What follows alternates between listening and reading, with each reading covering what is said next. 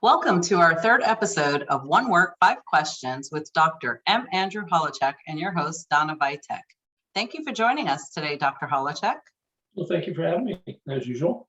You're welcome. Dr. Holocheck is a retired professor of philosophy and history who has taught at institutions such as University of Pittsburgh, University of Michigan, and Rutgers University. He is a Thomas Jefferson scholar and has studied the works of Thomas Jefferson for over a decade. He has written over 100 essays and has over 20 published books on Thomas Jefferson.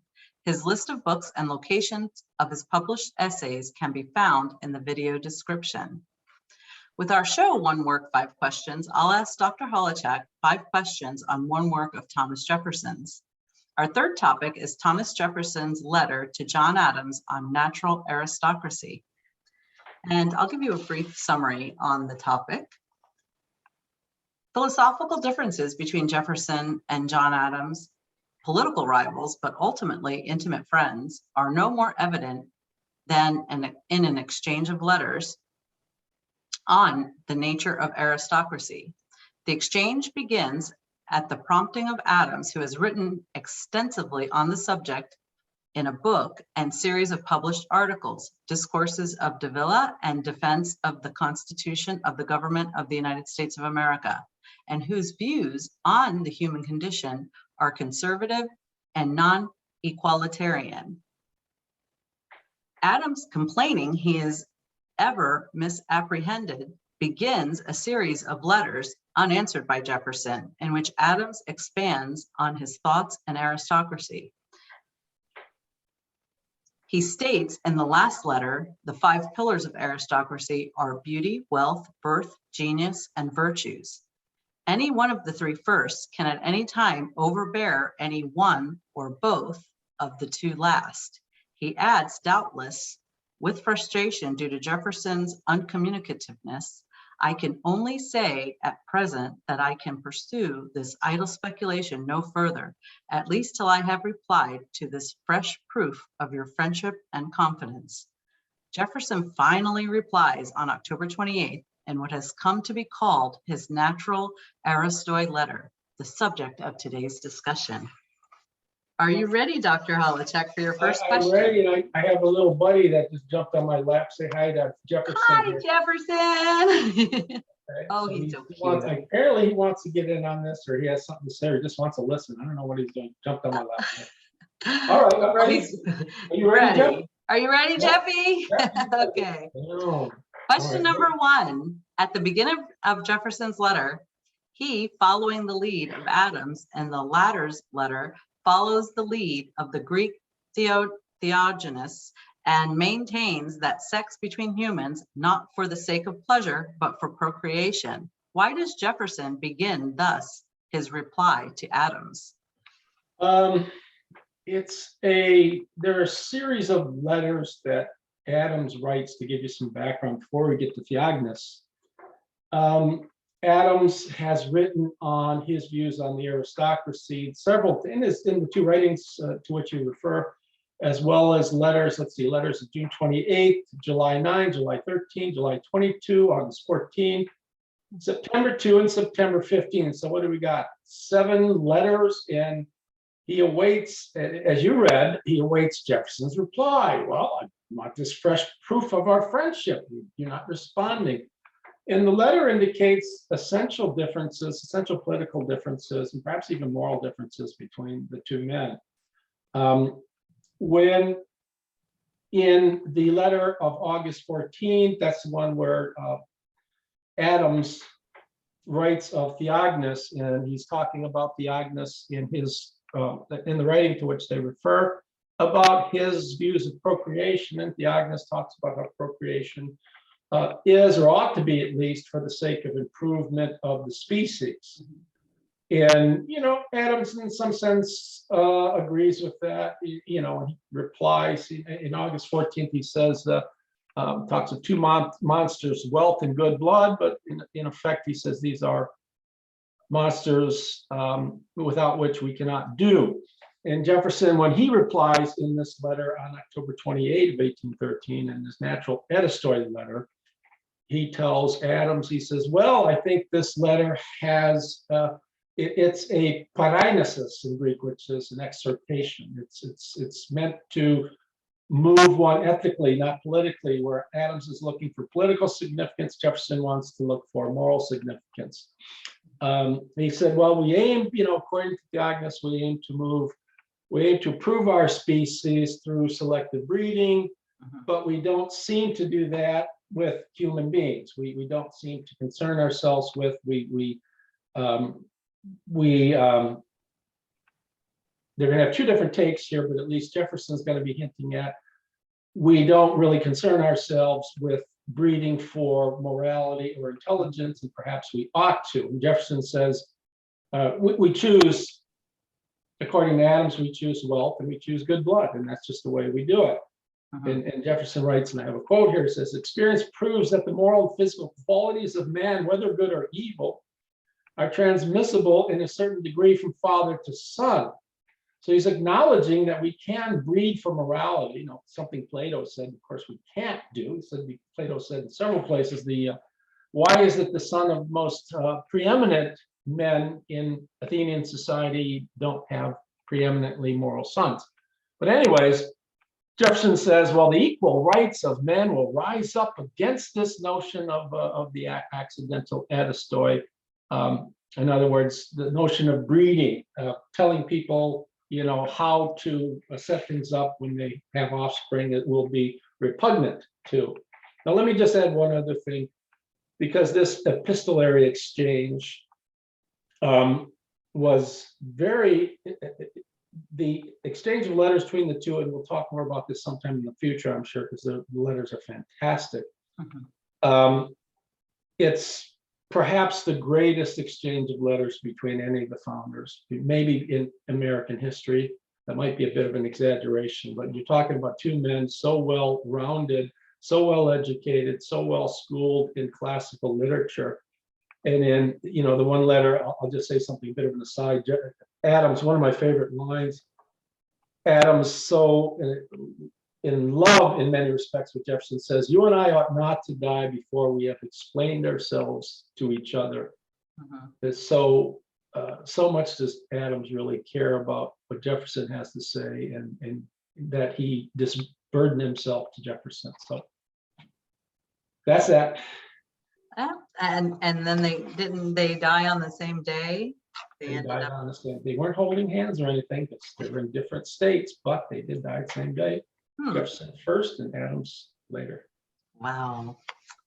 What a Jefferson, I think coincidence. at 12:50 p.m. in the afternoon. Oh. Question number 2. 4th of July, by the way, we all know that, right? 4th of July? Yes, the 4th of 50th July. anniversary of the 4th of July, not just 4th of July. All right, sorry. Okay, that's okay. After this prelude of Theognis, Jefferson turns to discussion of aristocracy. He concedes with Adams that there is a natural aristocracy, yet then he turns the tables on Adams, who has argued that the Aristoi comprise the wealthy, well-born, beautiful, intelligent, and virtuous. What is Jefferson's view of Aristoi, and how is his natural aristocracy different from Adams? Perhaps a quick word on the word Aristoi in Greek. It's the male plural of Aristos, which refers to, it just means best men. Okay. So we get aristocracy, it means rule by the best men, in however you cash best men out. So part of the problem is Adams is going to cash out best men by people. I think you mentioned in your introduction, you talked about the 5, did you mention the 5 pillars of aristocracy? Yes. Okay, Yes. I thought I heard you. Adams says their beauty, wealth, birth, genius, and the virtues.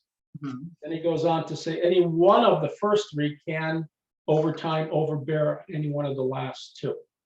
So according to Adams, it's beauty, wealth, and good birth are the most important pillars. They can overbear at any time over the last 2, which are genius and virtue. Jefferson is going to disagree violently with that.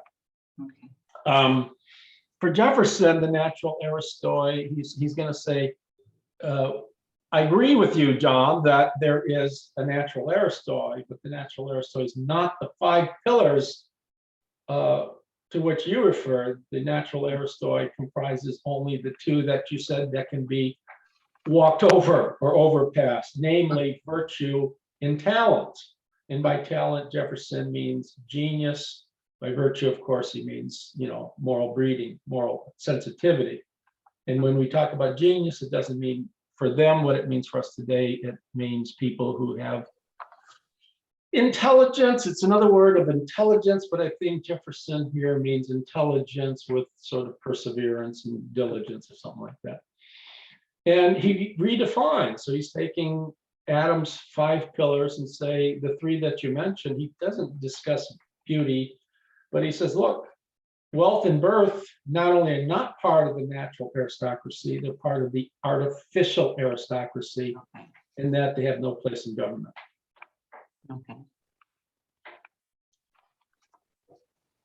Question number 3. Both believe that good government is a matter of having the best men, his natural Aristoi, govern. Given Jefferson's redefinition of Aristoi, how does his method of calling the natural aristocracy different from Adams?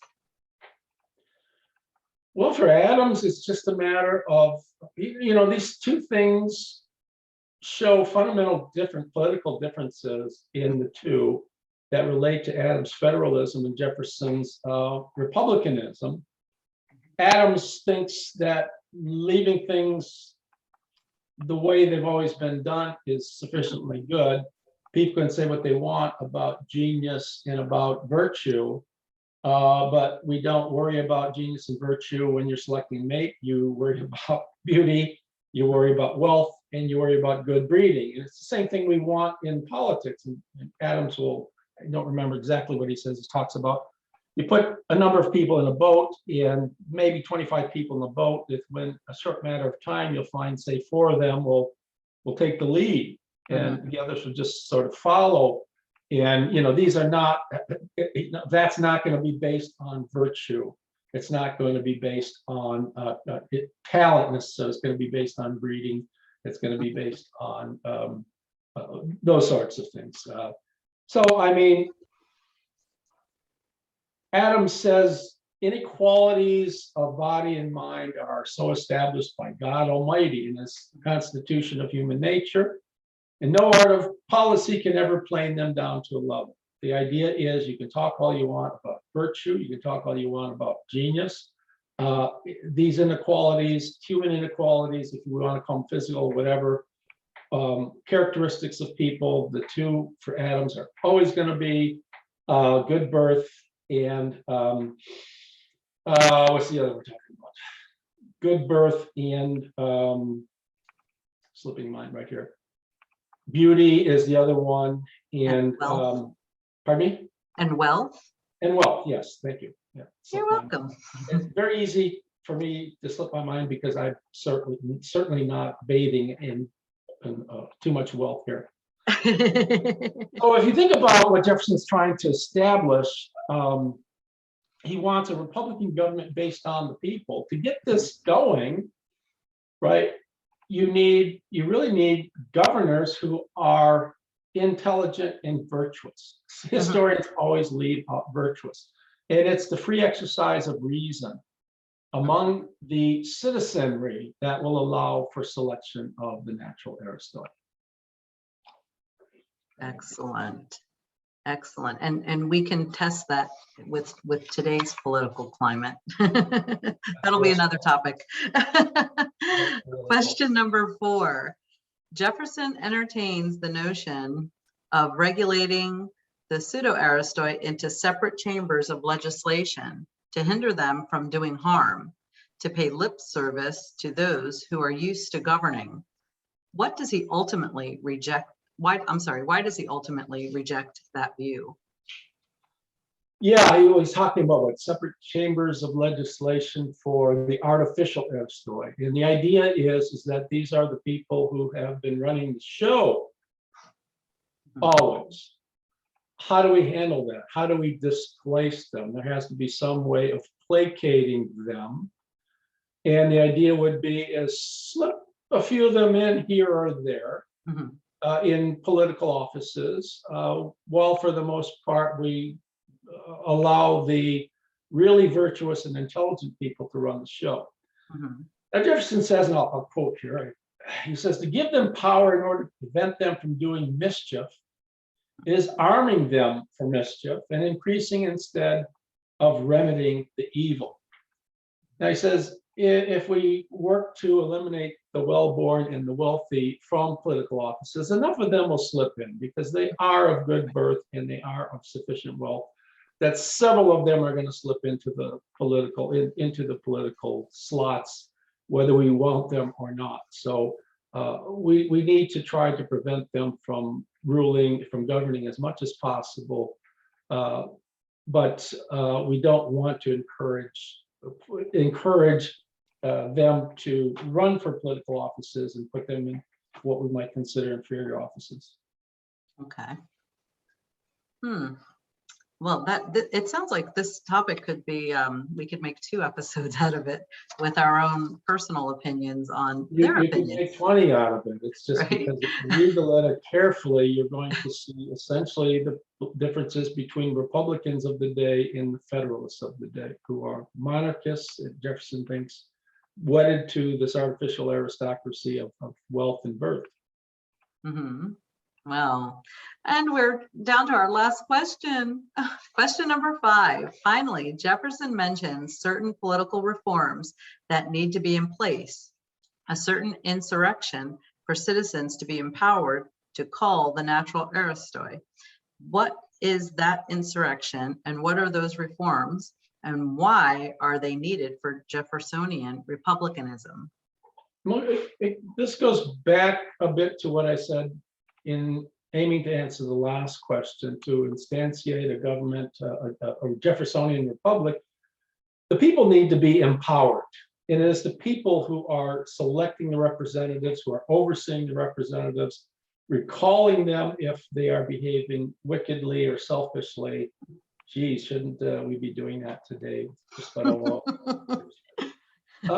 That's the whole idea, is that there's this intimate relationship in a Jeffersonian republic between the people and the government, and the people have to participate as fully as possible in a Republican government. That's something we need to learn today, is that there's a separation, and we are, whatever you want to say, we're part responsible for that separation because we have the power is still in our hands, whether we believe it or not. But anyways, to keep us empowered and to keep us ever vigilant, there needs to be abolition, which he does accomplish, of entails and primogeniture. In other words, the way that upon passing of an individual, the way wealth is redistributed, instead of primogeniture, instead of going to the first son, have it spread out over all the offspring or some equitable way. Jefferson mentions in his bill for general education that there needs to be general education. The citizens need to be educated in reading and writing and, we'd say, arithmetic, so that they can be self-sufficient in their own affairs. They can be educated enough to read what's going on in the newspapers and pamphlets about what's going on politically in their day and respond to it. He talks about the other counterpart towards general education, in other words, educating the general citizenry, is to have these ward republics. Now, the wards would be like the townships that existed in New England of the day. You'd have these small townships. Jefferson describes a ward something like 5 or 6 miles square. So you're talking about 25-mile, space, 25 square miles or 36 square miles for a ward.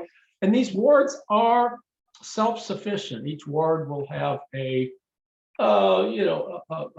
person directing affairs, will have a school in it, will have a police department, and everything to make the people politically self-sufficient in that particular area. And wards, all the wards together would make for county governments, and counties would make for the state governments, and the states make for the federal government. And as we talked of last time, he says there needs to be religious freedom. okay, which is very, very important.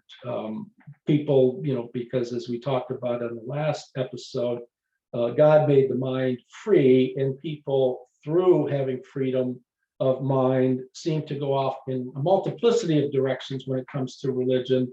Jefferson just says, what's central to all that is love of God, duties to God, duties to fellow human beings, but there's a lot of other stuff that goes on in the particular sectarian religions.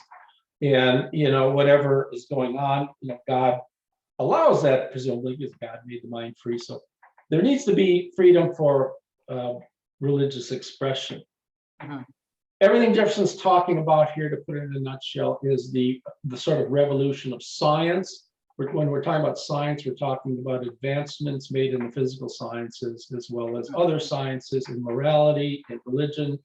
You consider a religion a science? I don't know that he would, but certainly politics is a science, morality is a science. Right. And I'll give you a little quote here. It says, "Science has liberated the ideas of those who read and reflect, and the American example had kindled feelings of right in the people." Here's your word: "An insurrection has begun of science, balance, and courage against the race." In other words, there's a sort of revolution occurring. And the revolution is the people are taking over the government.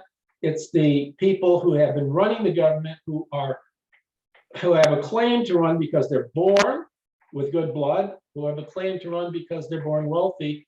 And Jefferson says, and he says rightly, good birth and money does not make you fit for government, especially in a government that's supposed to be of and by the people. So science, Jeffersonian republicanism, is wedded hand in glove to science, which is studying of knowledge, which is pursuit of knowledge, and for Jefferson especially, pursuit of knowledge for the sake of improving human affairs. Okay. So that's the insurrection to which he refers. It's a sort of revolution in favor of people. Oh, it's wonderful. What would we do without his contributions to our country?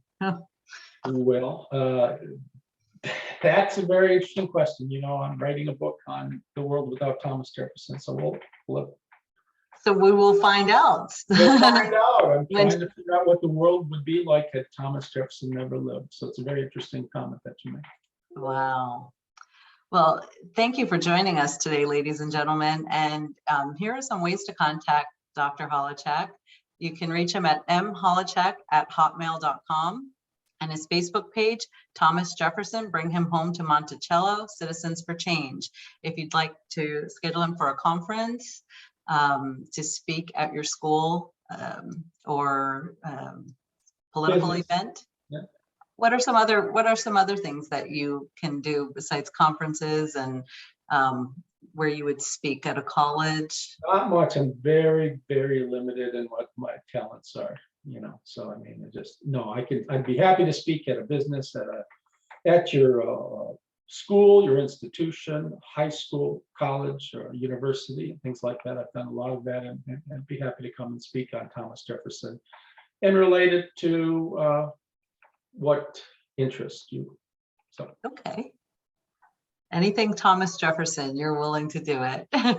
willing to do it, well, because he is still very relevant today. Oh, he is. He most certainly is. And I wonder what he'd say if he were alive today. Well, thank you so much for joining us, ladies and gentlemen. And that concludes our 1 Work 5 Questions. Thank you. Thank you. Thanks for having me.